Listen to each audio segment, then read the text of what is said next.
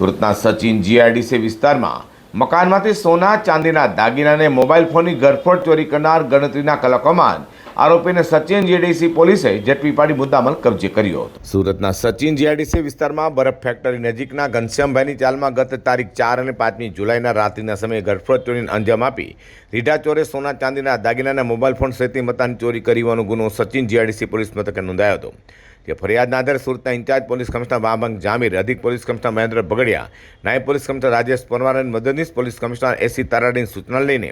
Sachin GIDC PI કે Gohil, second PI K ચૌહાણની team PSI HR Patel સાથે પેટ્રોલિંગમાં હતી। ત્યારે ASI Jakir Gulambhai, unarmed constable Sunil Rupabhai તથા અનામ પોલીસ કોન્સ્ટેબલ રાહુલ રમેશભાઈને મળેલી બાતમીના આધારે